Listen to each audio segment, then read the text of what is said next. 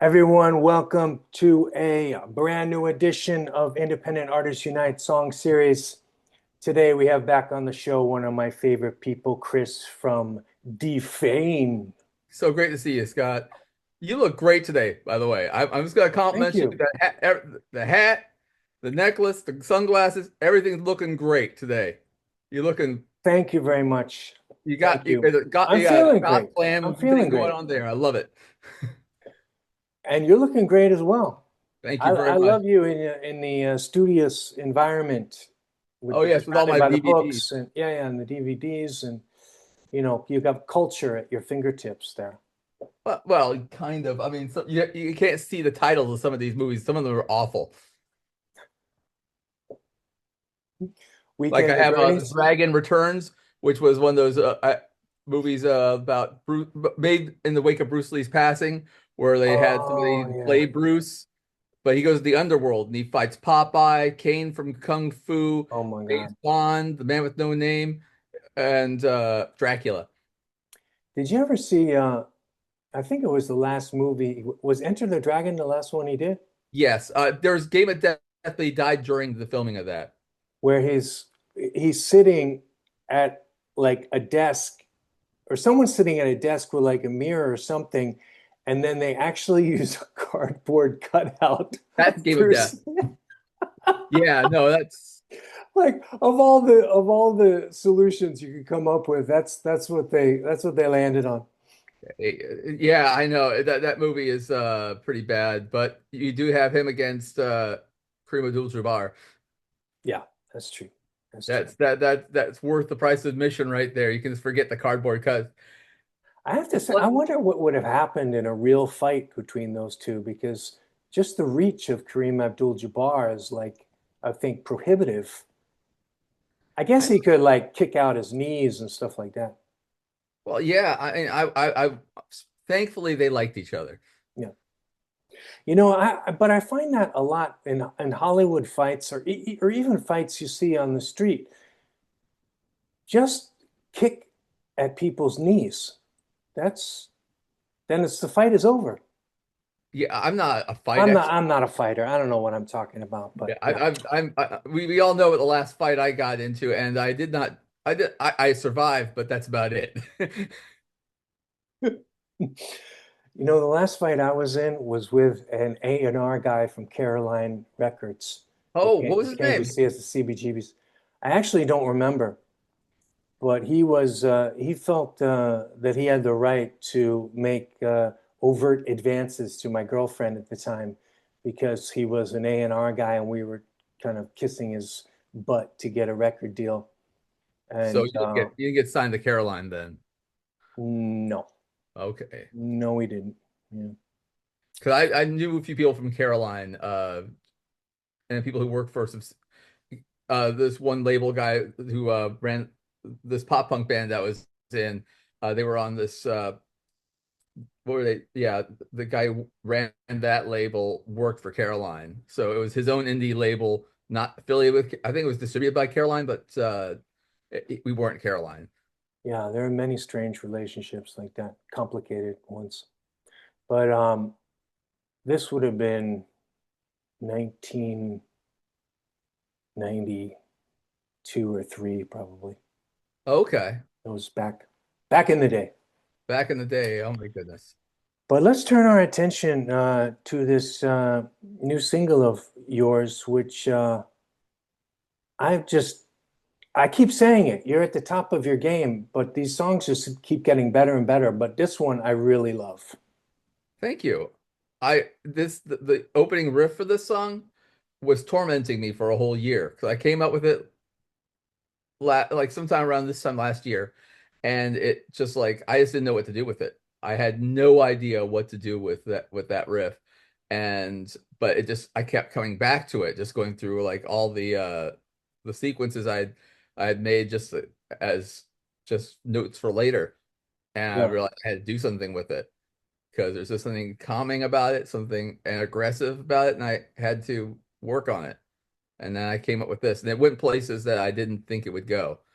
I thought Well, it was going to be okay. completely subdued the entire time, but it was not. Well, the title feels like energetically a bit misleading. We're at war because, like you said, the song has kind of got this laid back, cool vibe, you know? Oh yeah, I kind of wanted to have something that was uh a serenade, just something alluring about it, so it makes you feel comforted in certain ways. Mm. But also, when you pay attention to the lyrics, it's disturbing.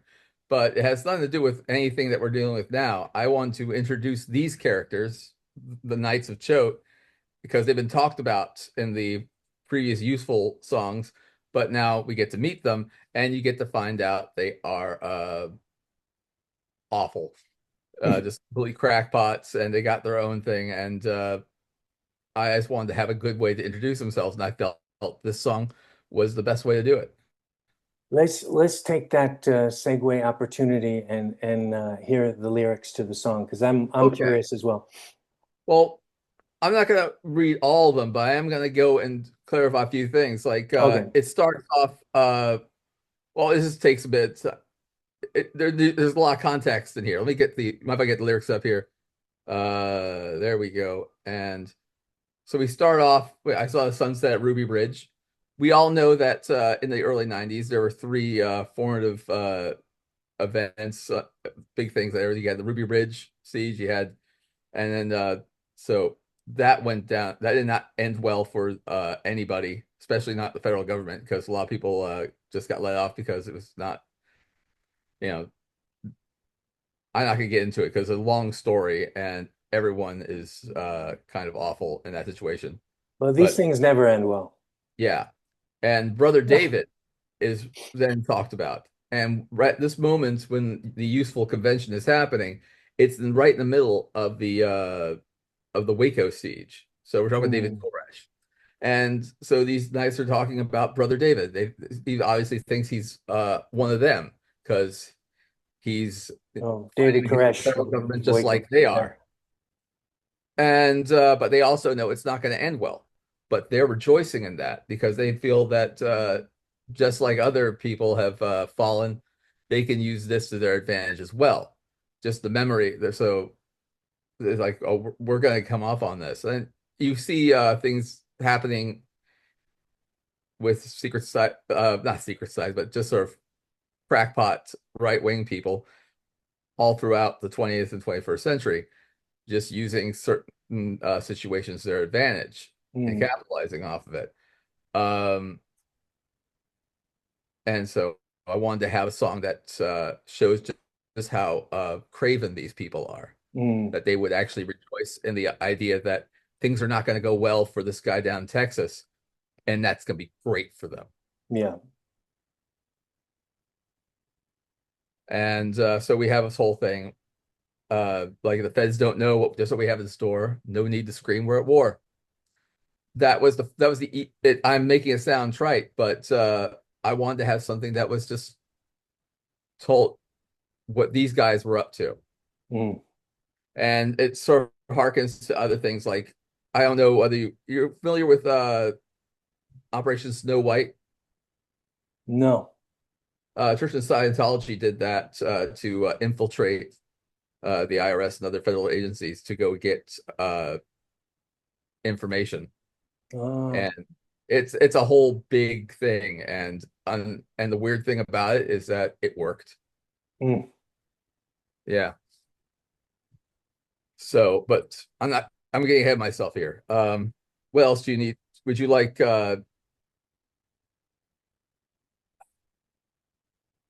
yeah, so like all the lyrics are about how these people in Waco are going to go down and they're taking one for the team, and they'll and people like them will take as many as they need to help them.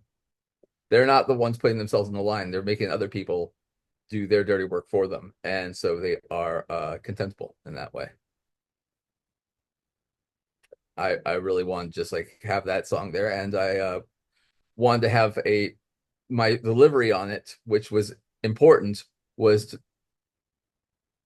just like I said, to serenade people and make them feel like calmed by if they weren't paying attention to the lyrics, feel calmed by it and feel reassured. Yeah, yeah, yeah. Yeah, so there's a Be cool like contrast there. Yeah. maybe join along for the ride. And I Yeah. think I think I got that Yeah. that feel there.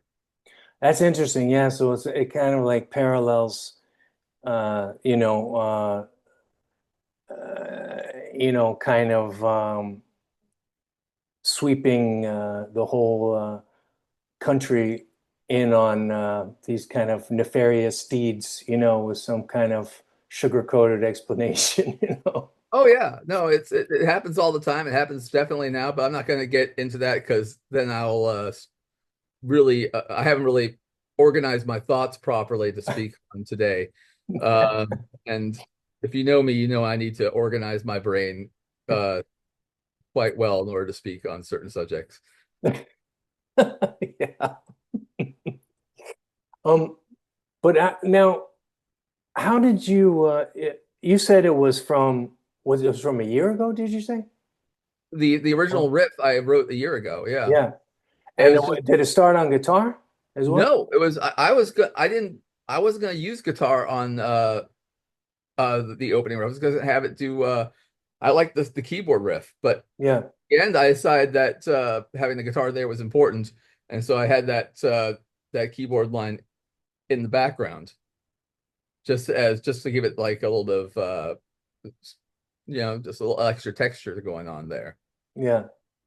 Yeah, It really reminded me of it. Like I said, I commented on Instagram that this one that really gives me that 80s vibe, but it's like everything I loved about, I mean, I'm a total product of the 80s, but what I loved about that, I realized as compared to now is like, first of all, there was all these different voices, you know what I mean? Like singers sounded differently, I mean, it was right. like that in the 70s too, in the 80s. And then in the 90s, it seemed like singers started kind of sounding the same, with like grunge and pop music. And like now, I can't tell the difference between one, especially like I have to say, no, I mean, it's with men too, but especially women, pop music, like I can't tell the difference. I don't know who's who. Like I've totally lost it.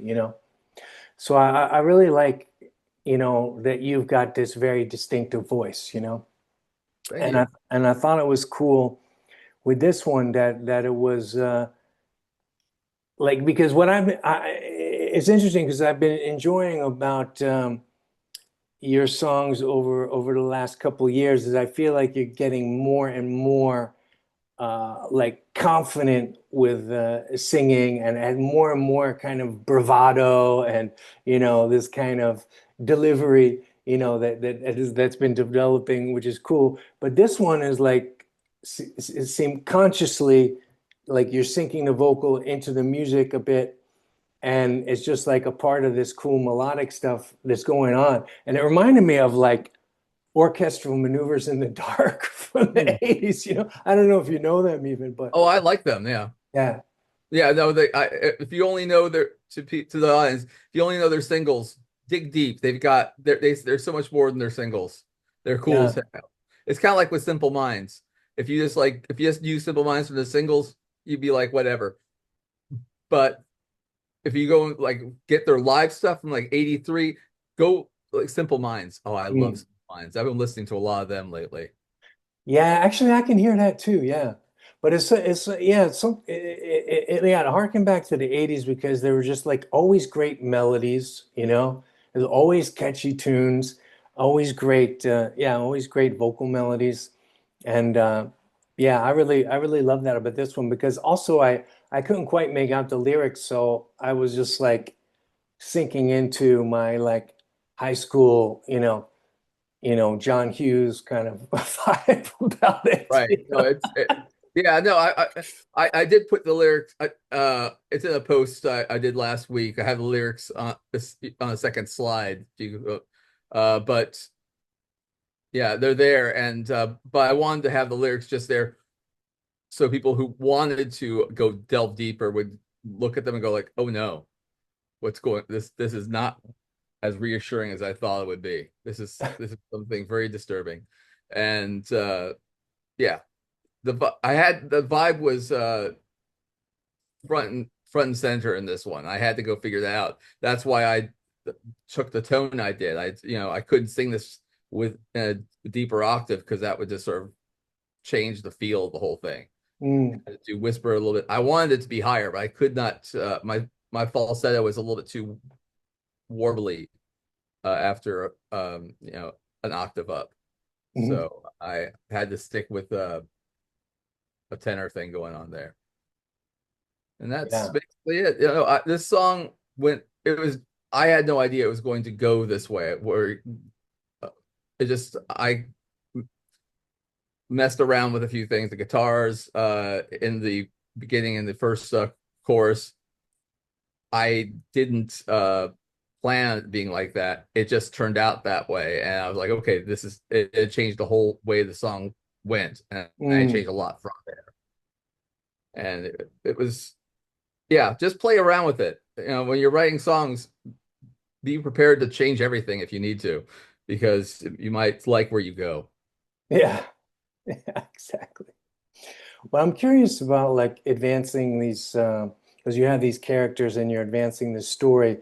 Like when you think about what your next song is going to be, are you going in thinking I want to advance the story in this way, or is that also like part of the play where it just comes out? Yeah, it can change just because of the feel of the songs I have there and the lyrics I come up with. Because I like, yeah, I will like nuance. I don't know what the next song lyrics are going to be yet, so I'm not going to say what next one's going to be about. But I have the music, and who knows where it's going to take me. But I do know where the story is going, so it's going to be a compromise between what I've already thought of and what the lyrics turn out to be. And if it goes in different directions, so be it. It's happened before. Like when last year when I killed off, well, that yeah, this year, 2 years ago when I killed off the attaché, I just that was like done on the fly, and I thought that was fun, and it brought me to this point. So let's keep on going.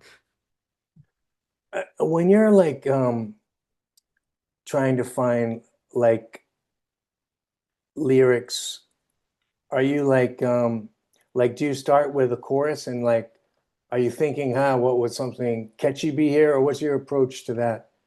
Like Um, fitting the words with the melody. it it's an ordeal. It's an ordeal. I know you're one thing I like about you is that you write lyrics quickly and you write great lyrics. Oh, I have thanks. to think about things for a long time, and it takes me weeks to think something through sometimes. I'll be like listening to the song over and over again, and at the risk of not liking the song anymore. Mm. But I have to think about it, and I actually have to like I said before, organize my thoughts and edit my thoughts. And in this, in our genres, less is more. I have a habit of being very, very verbose. So I like I try to like pare it down as much as possible. And I think I did that on this one. I was very happy. It fit on, all the lyrics fit onto one slide on Instagram, so yay me. Uh, but if you come up with one line, one really good line, you can think of another one to go with it. Mm. That's the way I always did. It's like putting together a puzzle. And Yeah, yeah, yeah. however you get the puzzle together, as long as the pieces fit, you did it right. Like this one, I actually had on this song, I actually had the first lines were the first lines I thought of. So I built from there. And the chorus that just came later. I didn't think of it like it took me a couple days, but I was singing along with it, and then it just came out of my head. I was like, okay, that's actually good. What are the first couple lines? Just remind me again. I saw the sunset at Ruby Bridge, and I swear, brother Dave is headed for worse days. Because I find out with your songs too that you really come in strong with the lyrics. And it's always yeah, always a really good introduction to what's going to be happening in the song. Well, that's like my old like creative writing classes coming out because they always like Oh, you interesting. Yeah. hook in the reader, just like you don't Ah, use your like every word matters. And I figured like okay, in a short story you can like take people along, but sometimes if you especially like there's so many bands out there, you gotta make mm. sure even if they're not listening to lyrics, my point is like you gotta stand out and have something just get to the point right Yeah, you away. got to do it fast. Yeah. I mean, sometimes it's kind of different. Like on the last single, I actually ripped off the Dictators on the first two lines of the song. Here comes the king. Oh yeah. Yeah, because I start off, I don't have to be here, I could be lying on the beach. Like you're listening to the Dictators? No, actually. Okay, go listen to the first song on that album, Next Big Thing. Uh, Handsome Dick Manitoba. He just like has a spoken intro, like I don't have to be Oh, here. I I don't have to do. be doing this. With my vast financial fortune, I could be sunning myself on the beach in Florida. This is the hobby here, a hobby. And then the song comes in. I know about Handsome Dick Manitoba because Yeah, he's from New York, right? yeah. Yeah, he's part of the New York whole like kind of underground thing. Yeah. Yeah. So cheers to Handsome Dick Manitoba, wherever you are. And Yeah, I wonder where he well, you're is. in New York. He's in New York, Yeah. obviously. So yeah, no, I figured like if I'm doing like Here Comes the King, I gotta go and like have a lot of arrogance, and I figured doing a tribute to the dictators on the first couple lines was a great way to nail home how arrogant this guy is. That's interesting that you have this creative writing background because I can really that really makes sense with how you create these whole worlds and characters and the way you write lyrics. Was that in college or was that high Oh yeah, I school? just took a couple of creative writing classes. That was never my thing. All my friends are much better in that scene, but it's always good to go and get to learn a few lessons, help your writing no matter what. I was Yeah. actually a history major in college, Oh, okay. and so I had like Oh, my that makes sense too, actually. Yeah. You yeah. have a So real my ready discipline was encyclopedic just sort of knowledge like of history. putting Yeah. the facts down and having your like and proving your thesis and doing a lot of research. That was my background there, but you need to have some creative writing, which is a different discipline entirely. But it's a discipline, and you got to learn some things about it and appreciate how that's done. Yeah. So I know a couple of things about that, and I bring that to lyric writing, which is more on the poetry side, which is something I never liked at all. I hated my poetry classes. Absolute my poetry classes. You know what? I ended up being an English major after like bouncing around many different things. And of course, I had these like high level poetry classes. And I hated them too because the teacher's standing there telling you what the poem's about. And I'm always like, who the fuck are you to tell me what a poem's about? Like I'm reading the poem and it's having an effect on me, and don't tell me what to feel about it. You know what I mean? I get you. I get you. Um, my experience was I just didn't enjoy the classes. My professor was good, and my professor actually was more along the lines of saying what he felt about the poem and encouraged us to like challenge him, like just like Oh show yeah. Well, show that's him cool. Yeah. what we got out of the poem. Um, but still, I was never a poetry guy, so that was not something I appreciated as much as I was a C poetry student, so solid C, and that's fair because I did not like the class. Um, Speaking of poetry, did you see the Odyssey? I should see that. I have not seen it yet. I've had a very, very busy month, and I'm not going to say anything then. oh yeah, no, I'm looking. I'm gonna see it. It's like this week. It's still an IMAX, like less than half a mile from my house, so I'm gonna go Hmm. check it out. Yeah, I wish I would have seen it in IMAX, but it was sold out for like many, many weeks here in Copenhagen. I was surprised. Wow. It's yeah, it's still doing well here. Like yeah, there's like the 9 a.m. showings are still like mostly full, which is Wow. weird. Yeah. People just love going to see the Odyssey. And are you in Washington, D.C., or are you just Hmm. outside? In Well, Washington. I am in Okay. Washington, D.C. Yes. Have you been to see the reflecting pool? Oh, not lately. But it looked awful. It looked awful. No, no. It- Listen, he's gonna mess. The dude can, the dude could mess up a cup of coffee. We know this, and he pays the wrong people to do a bad job, and then he defends the bad job by blaming it on other people. So, what are you gonna do about it? You know, we got like Gold Brick and National Guard people like from all across the former Confederacy, hanging out around here on our dime, and we don't want them here, but they're here. We're just dealing with it, and it's yeah, the town's not as fun as it was in the before four times. Are there just like soldiers with machine guns standing around? I don't. They're not usually. I have not seen them with machine guns. They're just like walking in a groups of four all around your neighborhood in places where they're not needed, and like you would think like if they're here for public safety, they'd be out like in the wee hours of the morning, you know, Yeah. making sure people don't get mugged. But no, no, no, they go they clock out at dusk at most places because I don't see them out like in my neighborhood after dark. I just see them during the day. Hmm. And I guess my just for neighborhood's show, not kind bad of. at all, so I don't know why they're hanging out around here.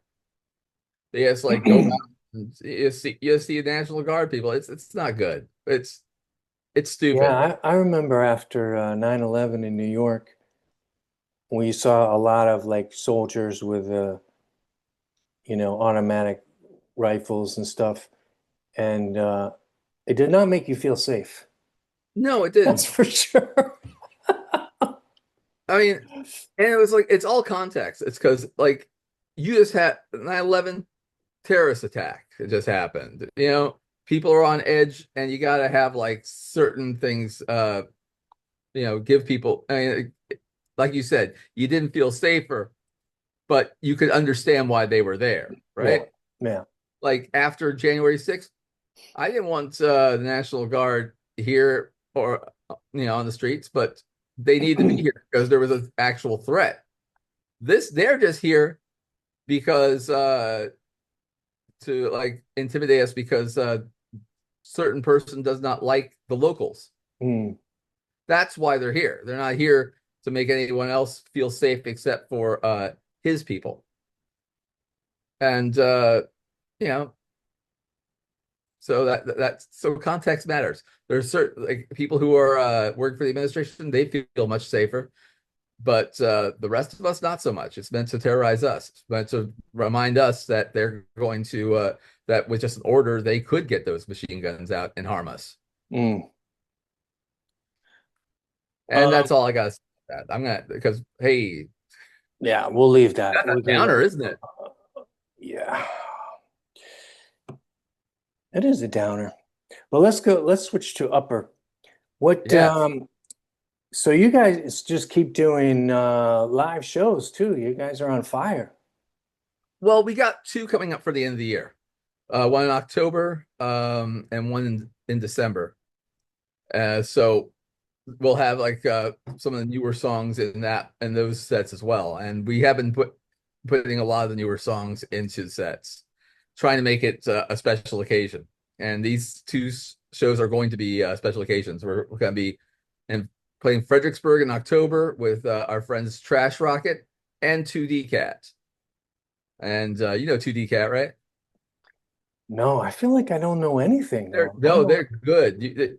You should talk to them too because they're yeah, no, Yeah, you have to check them. text me all this stuff that I should know too, Oh, because absolutely. my brain is has seen better days. So yeah, and then we got like something in December with a couple other local darker bands like Cryptoid Summer and Twings from Baltimore. And that's gonna go off. That's gonna be a really good show. Those yeah, that one's gonna be in DC. So these are two special occasion shows, and we'll work.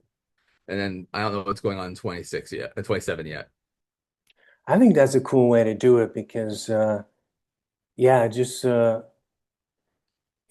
then you enjoy it more too, and you don't get like sick of your own songs, you know.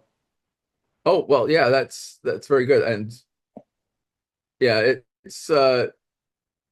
is good because I actually it's nice to get out of the house. That's always good, and also keeping it a special occasion takes the stress off everybody else involved. You know, like we're working towards a certain point, and then we will be able to play these shows, and then we can go back about our lives. It's not like a full-time commitment because all the people I'm working with in the live project, they all have their own bands and their own busy lives. So the less I have to go and take up of their busy lives, the better it is for everybody. And I Yeah, appreciate too much to monopolize their time that much. and the longer you can keep a good thing together too, you know. Oh yeah, no, I love working with all the people in the live band. They're great. Yeah, so I think it's very smart to keep it. It seems sustainable what you're doing, you know, Oh instead of yeah. being like, we're playing here, next week there, next week there, and then before you know it, everyone's like, I can't really Well, do you know, we would like to play some fest like a festival here and there if we could if we Yeah, get asked, but so far no one's asked us to be on festivals yet. But we wouldn't say no. We wouldn't say no if we could if we could get there. yeah, I'd love to see that. Um, so you got a next song, you got the music for it. I've You're got not like sure tons, where to listen. Oh, I you have got so tons. I have tons of new songs. Like my backlog is incredible. Oh, Um, exciting. well, it's some of the songs are not never going to get released because they're not that good or they're not there yet. But I have at least like five or six songs that are ready to go that I do like. But I've picked out one, and it's going to be more stripped down. Well, maybe you can release the other ones like songs from the vault, for super fans. Well, yeah, no, it's like I just gotta go find a way to like tie them together, like with the EP I did. Like all those songs were good, but they weren't singles for the most part. You know, like two of them obviously were released as singles, but they work better as a whole. And I didn't feel comfortable releasing some of them like by themselves. Mm, You know what I'm talking about? Like, yeah, yeah, yeah, but that's why the EP was important because these songs were good. And I want them in context with each other in a certain context where they could be strong together yeah, instead of like a week apart. yeah, yeah, yeah. No, I love that. I mean, I'm still like someone that loves albums, or EPs or anything that's got new songs on it, because I just like love that as a kid, I just love when albums came out of like artists that I loved. No, I love that. But I will say this: doing a single is so much less stressful. It's That's true. That's because true. the EP, it was just me here at this desk, just Howard using it for like a couple of weeks, getting the thing to the final product done, Yeah. and I did not enjoy how I felt after like Howard using it for like a week. Mm, I just was all like frazzled and all that. So took a couple weeks off from doing anything related to music after I got it done. yeah. Yeah. but obviously, got the Here Comes the King out, and that was I'm off the races there. Hey, shake it off, live a little life, and then dive back in. Right. Because you can't do anything else, right? Yes. You simply must dive back in. You can't. Well, you got compulsion to make music. You just make Yeah. music. Yeah. And what's the next song coming out from you? That actually just decided today that that will come out September 25th. Ah, okay. You know, I have this collab out right now with Half Machine. Right, that's It good. came out on Friday, and yeah, so that was fun to do. But yeah, this now it's we're building the next album, me and James K. Ultra. Yeah, Okay, and we the started doing that with this last album. Even which though is I'm great. releasing singles, we had a concept for the album to start, and we had like a sonic palette, you know, for the album, and we really enjoyed doing that. So now we're starting this new album, and we've come up with our new sonic palette, and so yeah, I find that very How would enjoyable. you describe the new sonic palette for the next album? Um, thick. I think we decided on thick, big bass, and something dangerous in each song.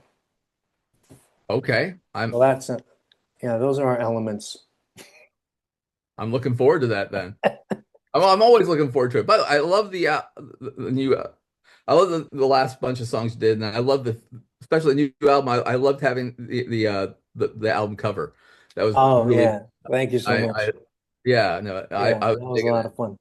I, Well, we're running out of time, my friend, but I just want to thank you so much for you're the first guest on this newly designed it's show, beautiful. and this is the first show for my new apartment, you know. I haven't had my own apartment for 23 years or something, and so this is a momentous occasion for me. And you're the first guest here. I thought that'd be lovely because I always enjoy talking to you so much.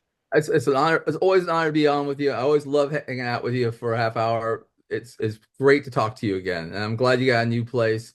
And the new banner looks incredible. I love it. Thanks. I'll talk to you soon, man. Keep Neat. going. Take it easy.